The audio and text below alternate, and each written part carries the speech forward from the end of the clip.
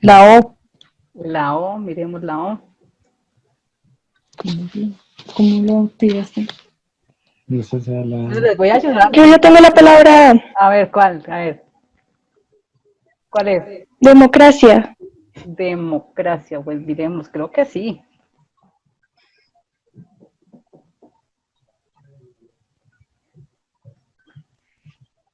Democracia, felicidades, ganaste. Muy bien, Laura, muy bien. Premio. Me toca ahorita. Ahorita le enviamos el pin a Laura. ¿Listo? ¿Jugamos otra? A ver. A ver.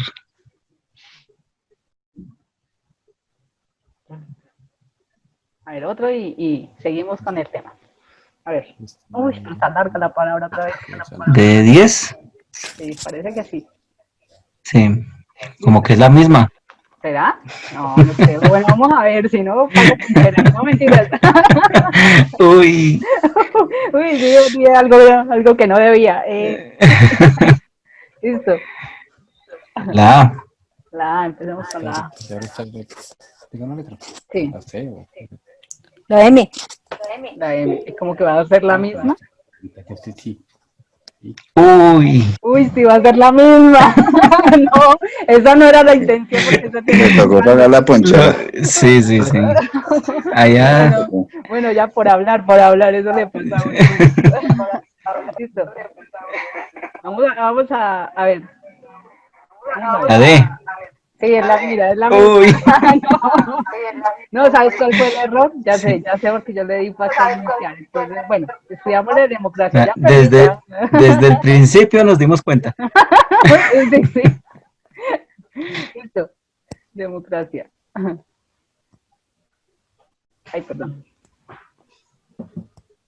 Déjelo activo. La O. Yo me La O. La I. La O. La O. Y ni una letra mala. Perdón. Ni una, ¿sí? Ni una mala. No, pero ya nomás, ya salió la misma. 2, 4, 6. No. Esta sí es diferente, ¿no? Esta sí ya es diferente. Bueno. Listo, ahora sí, ahora sí. Otra vez. La A. La O. La A, listo, la A. Ay, espérate. Es que no veo. La A, No veo. listo. La A, listo. Correr un poquito acá para que veamos.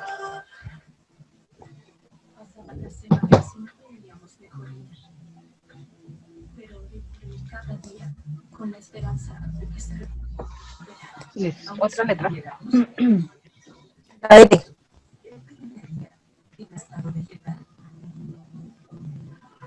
La E, era la E. Uy, era la E. Y aquí la R. No, menos uno. Sí, listo. La E, no, miren. Listo, otra. La C.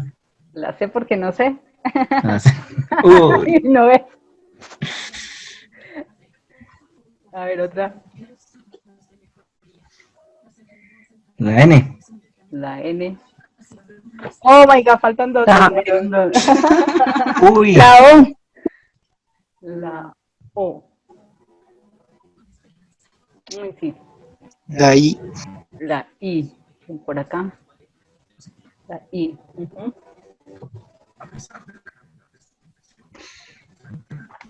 La U. ¿La qué? Uy. La U. La O ya está. La L. Vemos la U que dijeron. La U. La U. ¿La L? Oh my god, falta una y perdemos. Uy.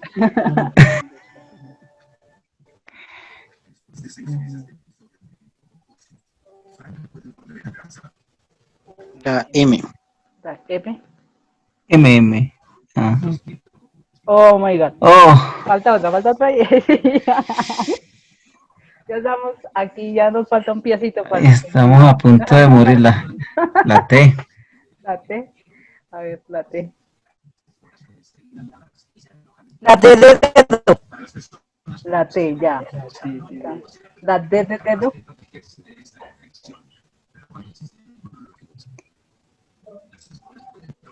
La F. Si la escribo, Ah, D, la P, la P, la P. La P. S, S. Es la P, no, la P. la P, es la P, es la P, porque si escribo la S, perdón. Bien, listo.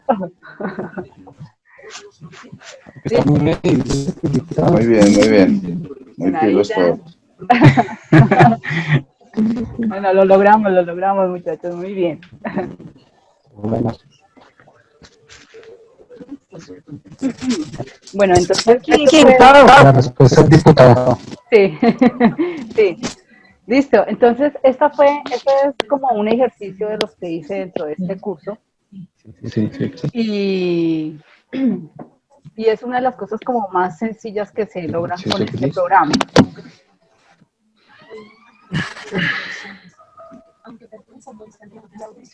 Listo. Ahora sigamos aquí con Machine Learning. ¿Qué pasó, mamá? Entonces, aquí, ¿Puedes salir? ¿Qué pasó? ¿qué es Machine Learning? ¿Sí me escuchan? Ah, ya entendí cómo es. Sí, muy bien. Sí, Ok. sí, se le escucha bien. Ah, bueno, listo. Bueno, entonces,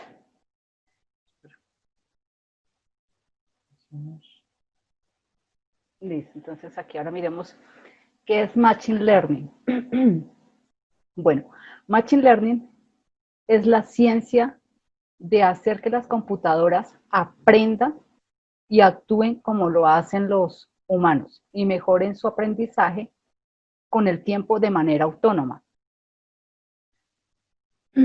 Proporcionándole, o sea, ¿cómo lo hace la máquina? Hay que proporcionarle datos e información en forma de observaciones e interacciones del mundo real.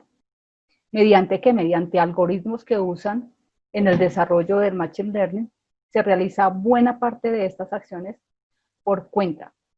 Así que ellos obtienen sus propios cálculos y según los datos que recopila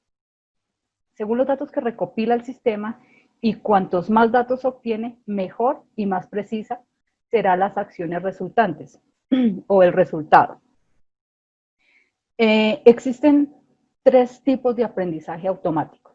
Entonces tenemos el aprendizaje supervisado, el aprendizaje no supervisado y el aprendizaje por refuerzo. Vamos a mirar qué es el aprendizaje supervisado. Dentro del aprendizaje supervisado, este aprendizaje se basa en lo que se conoce como información de entrenamiento. O sea, aquí se entrena al sistema proporcionándole cierta cantidad de datos, diciéndole al detalle con etiquetas, así como vemos acá. Le estamos mostrando unas manzanas y le decimos, estas son manzanas. Y se le pasan infinidad de datos de manzanas, ya sean verdes, pequeñas, más grandes. Entonces, ya después, una vez que se le ha proporcionado suficiente cantidad de datos, se le va a introducir un nuevo dato sin necesidad de etiquetarlo, sin necesidad de decirle esto es una manzana, sino se le introduce el dato y él automáticamente va a decir esto es una manzana. Es así como lo podemos hacer con diferentes imágenes de aviones, carros, pájaros, gatos, perros, ranas, caballos, bueno, infinidad de datos. Entonces, como le decía, se basa en lo que se conoce como información de entrenamiento. Se entrena al sistema proporcionándole cierta cantidad de datos, definiéndole al detalle con etiquetas.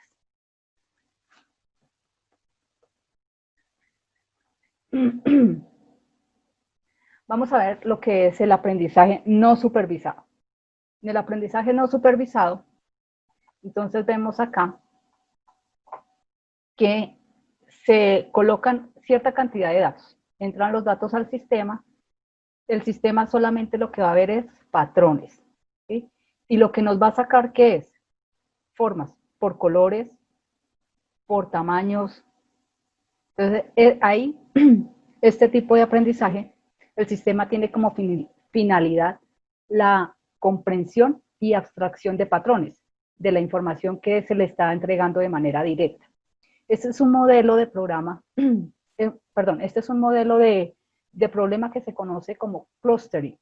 clustering es como hacer estas divisiones. Aquí las colocó como en un conjunto por colores, por formas.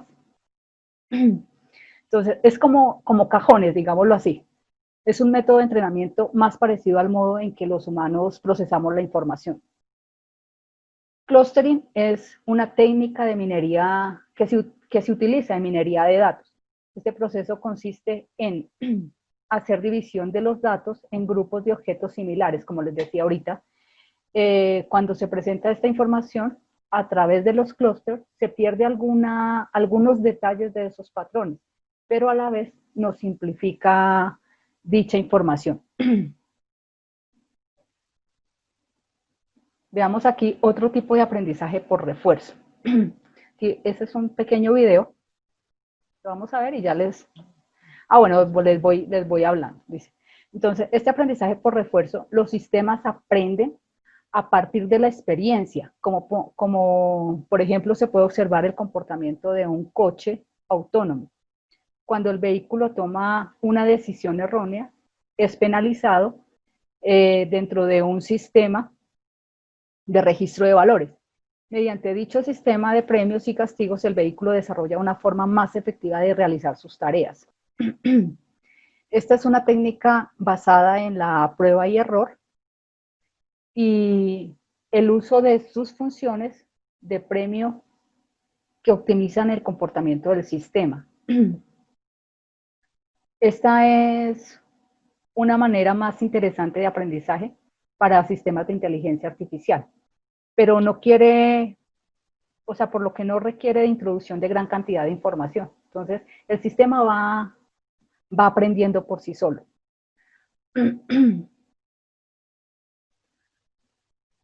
Entonces, si vemos acá, después de que los carritos se estrellan, vuelve a iniciar el proceso y cada vez van llegando más lejos, porque la intención es llegar al final, salir de ese círculo, de esa carretera, digámoslo así. Van aprendiendo con cada iteración, con cada movimiento.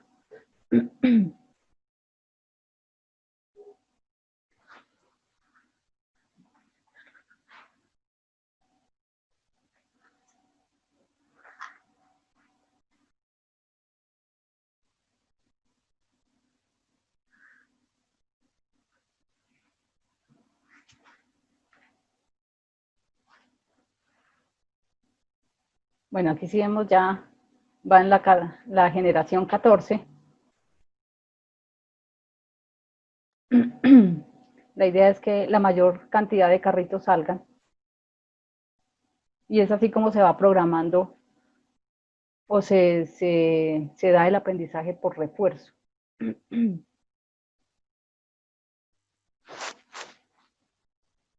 Listo.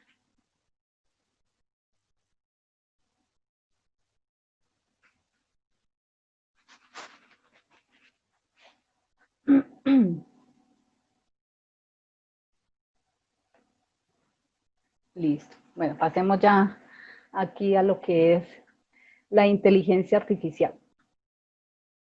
Desde el punto de vista filosófico, la naturaleza misma de la inteligencia artificial, o sea, la inteligencia artificial plantea preguntas como, ¿serán las máquinas más inteligentes? ¿Podrán llegar a ser las máquinas más inteligentes que el ser humano? O sea, no sé qué opinen ustedes, ¿qué piensan?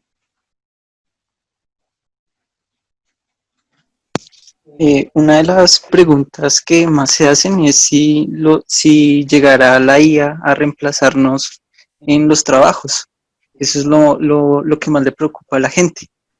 Y algunos expertos dicen que, o sea, por medio de estudios, se ha demostrado que lo que hemos avanzado con la inteligencia artificial, no solamente se ha disminuido algunos empleos, pero también se han creado muchos más. Entonces, yo pienso que el ser humano debe aprender estas tecnologías y adaptarse al cambio que ya estamos viviendo. Sí, incluso creo que en Google es que ya hubo una parte donde donde algunos que trabajaban en IA fueron reemplazados para otras secciones, creo, o sea, no estoy bien enterada. No, creo que era Microsoft y lo que decían es que salió últimamente un nuevo modelo de inteligencia artificial llamado GPT-3, que lo que hace, ella ahorita se va a explicar, y lo que hace es predecir las próximas palabras. Y eso da a que se puedan escribir nuevos artículos. Entonces, la gente que escribe artículos para Microsoft ya la están reemplazando con esa inteligencia artificial. Gracias, William, por esa intervención. No, pero sí eso es cierto de que se han generado pues otros empleos, se han perdido unos y se Pero generan otros. Pero pues también es algo inevitable que la inteligencia artificial cada día abarca más áreas y pues de todos modos es en beneficio de pues de todo, de las personas, de la industria. Ellos realizan tareas repetitivas pues mucho mejor que una persona.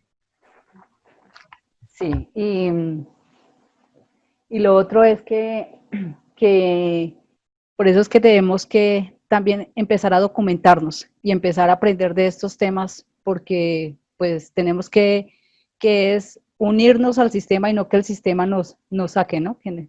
Que podamos interactuar con todas estas plataformas. Bueno, entonces, Turing partió de diseñar un test de la pregunta de ¿pueden pensar las máquinas? ¿Qué creen ustedes?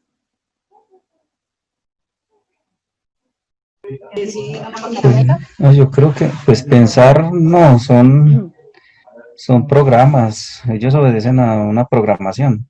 Exactamente, sí. Entonces, a eso mismo llegó o concluyó Turing, que pensar como lo hace el ser humano es bastante ambiguo, por lo que prefirió rebajar esa palabra, ese cuestionamiento, a una simple imitación de lo humano.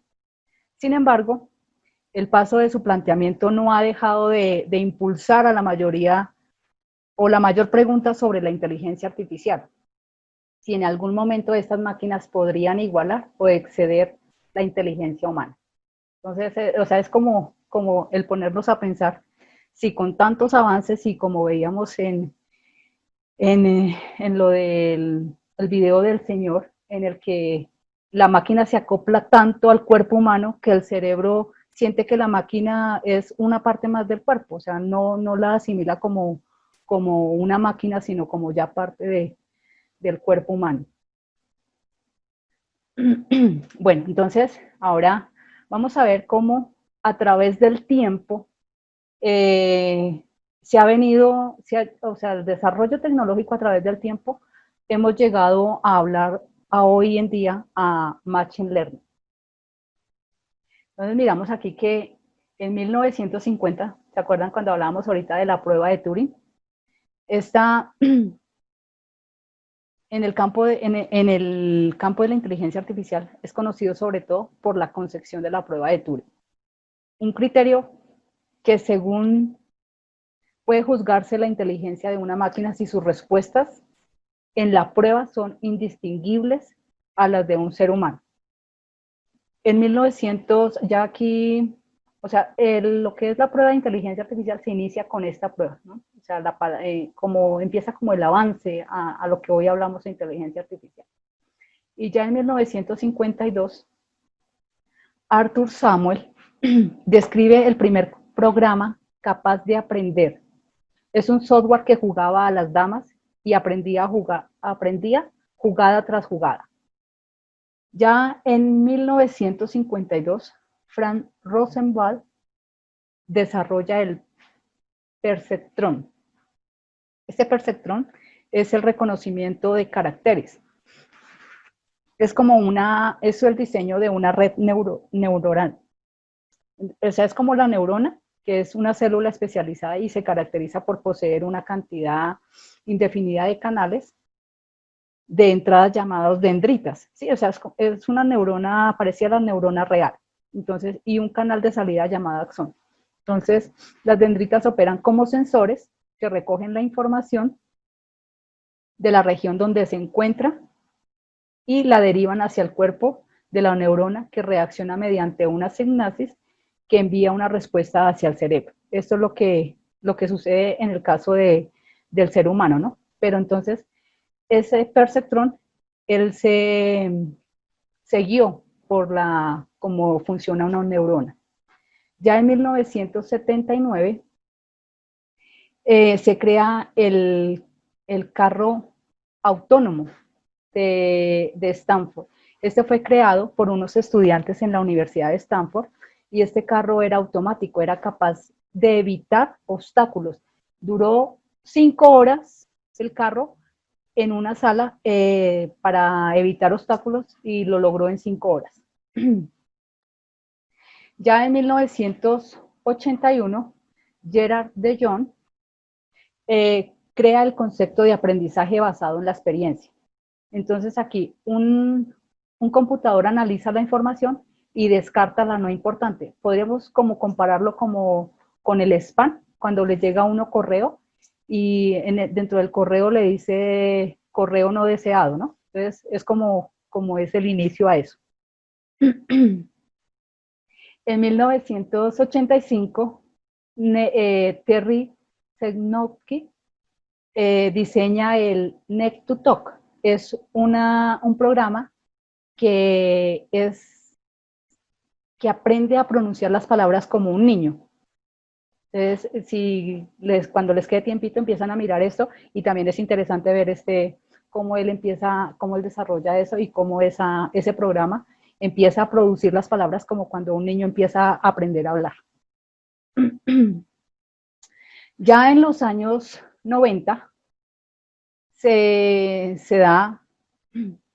empiezan los científicos a crear programas para análisis de grandes cantidades de datos. Es cuando nace el Big Data. En 1996, si se acuerdan de la supercomputadora Deep Blue de IBM, venció al campeón mundial de ajedrez, el ruso Garry Kasparov. Al final, Garry Kasparov le gana 3 partidas a la computadora, pero fue la primera vez que una máquina le ganó a un ser humano. Ya en 1997 crearon una computadora más avanzada, entonces crearon la Deeper Blue IBM y se enfrentaron otra vez nuevamente con Garry Kasparov y en esta vez jugaron 6 partidas y las 6 partidas las ganó la computadora. En 1997, bueno, aquí es donde queda demostrado que ya habíamos empezado o habíamos cruzado el umbral hacia la inteligencia artificial. En el 2006, Geoffrey Hinton desarrolla o aparece con el concepto de Deep Learning o aprendizaje mediante algoritmos que permiten que una computadora vea y distinga objetos desde distintas imágenes. Ya en el 2010, Microsoft, a través de su Kinect,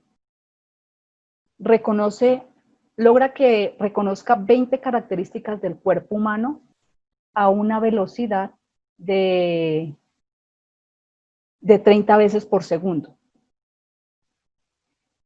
En el 2011, el ordenador de Watson de IBM vence a 2 jugadores en el juego de Jeopardy, que es como un juego en el que le hacen preguntas de conocimiento general. Entonces, la máquina les gana. Y en ese mismo año, Google crea el Google Brain por Jeff Dean, que trabajaba en Google, y un profesor, Andrew, de la Universidad de Stanford, y tiene la capacidad de detectar patrones en imágenes y en videos. Y ya en el 2012, Google X desarrolla un algoritmo de aprendizaje automático. en el que puede navegar por videos de YouTube para detectar videos que contengan gatos. En el 2014 ya vemos que el programa Ghostman de chatbot llamado Eugene, que es un robot programado para charlas online. Es un programa de ordenador que logra convencer al 30% de los jueces de que era una persona. En este mismo año se presenta que en Facebook desarrolla el Deepface. Es un algoritmo que puede reconocer personas en fotos. No sé si les pasa que a veces cuando alguna persona entra uno a Facebook y alguna persona toma una foto y le dicen, apareciste en la foto digamos, de un amigo que esté en Facebook. Entonces uno va a entrar y mira y dice, oiga, sí, esa persona se tomó una foto, aparezco en una foto de ellos. Entonces, eso lo desarrolló Facebook.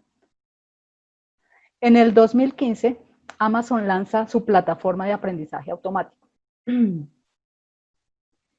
Y también se crea el kit de herramientas de DataKit DMTK, Distributed Machine Learning Toolkit, que es un kit de herramientas para aprendizaje de máquinas distribuidas.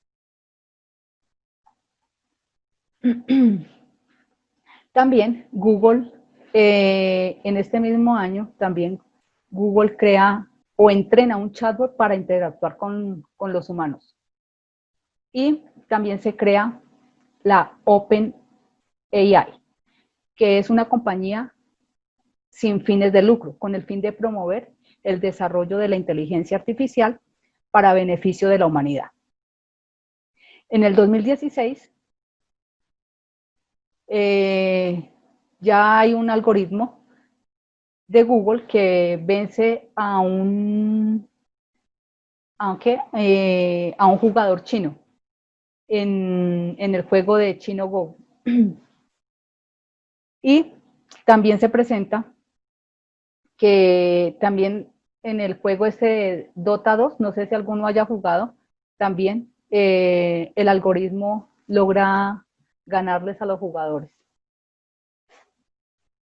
En el 2018 ya vemos aquí que según Calin, es una empresa, la inteligencia artificial utiliza la inteligencia artificial aumentada que llevará a la toma de decisiones, o sea, que sea más humana, que no se base tanto como si fuera una máquina, sino que sea realmente como si fuera un ser humano el que toma la decisión. Ya en el 2019 se habla de open source, cuya filosofía es la de compartir código libre para consolidar y compartir y agregar datos. Y ya ahorita en el 2020 estamos viendo, como decía William hace un rato, la nueva generación de programas, que está el GPT-3, que es una Generative Pre-trained Transformer, un transformador preentrenado generativo de datos. El nuevo modelo de lenguaje de OpenAI es capaz de programar, diseñar y hasta conversar sobre política o economía. En esta vemos que puede reemplazar al ser humano. Y es como decíamos aquí, le puede una persona dar un párrafo y este programa, este algoritmo, le genera un artículo completo. Y uno lo lee y es como si lo hubiera escrito una persona. Digamos, ese modelo lo entrenaron con muchos parámetros y es uno de los más costosos. Ese modelo es capaz de programar si se le ordena, pero pues tiene limitaciones. O sea, no hemos llegado allá que nos va a reemplazar, no. Todavía hay mucho camino por delante